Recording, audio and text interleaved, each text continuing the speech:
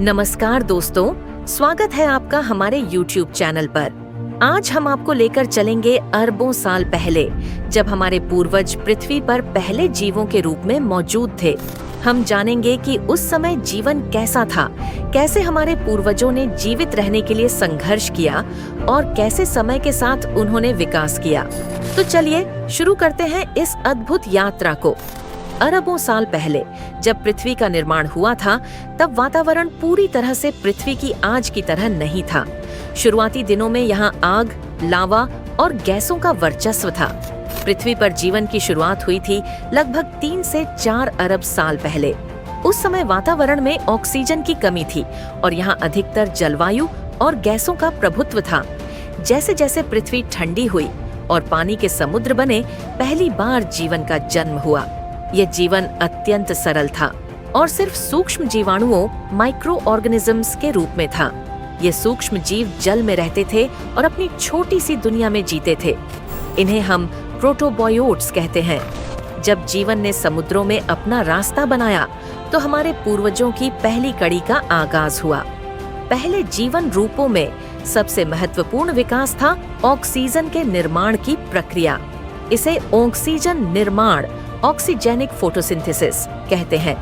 समुद्र में मौजूद सूक्ष्म जीवों ने सूर्य के प्रकाश का उपयोग करते हुए ऑक्सीजन का उत्पादन करना शुरू किया, जिसने पृथ्वी के वातावरण में ऑक्सीजन की मात्रा बढ़ाई। यह समय था जब जीवन ने अपनी पहली बड़ी छलांग लगाई। 2.4 अरब साल पहले पृथ्वी का वातावरण काफी हद तक ऑक्सीजन से भर गया, जिससे हवा में जीवन के लिए बेहतर परिस्थितियां पैदा हुईं। अब बात करते हैं भूमि पर जीवन के आगमन की।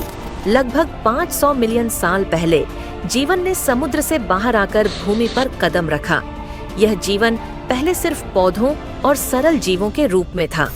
जब पृथ्वी के वातावरण में पर्याप्त ऑक्सीजन मौजूद हो गई, तो पौधों ने विकास करना शुरू किया। लेकिन भूमि पर जीवन के लिए चुनौतियां बहुत अधिक थीं।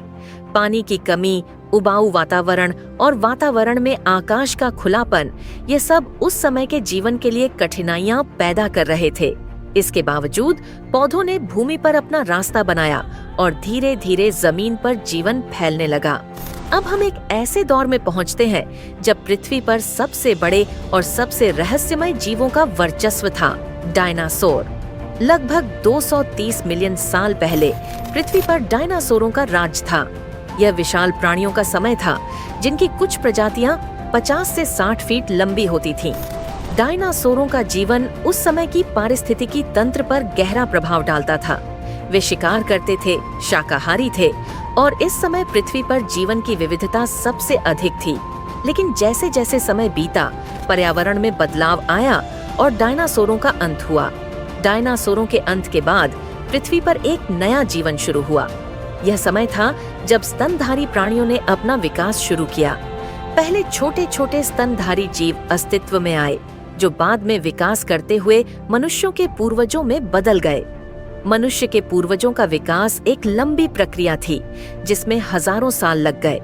लगभग 65 मिलियन साल पहले एक छोटा सा स्तनधारी प्राणी अस्तित्व में आया, जिसे हम प्राइमेट कहते हैं।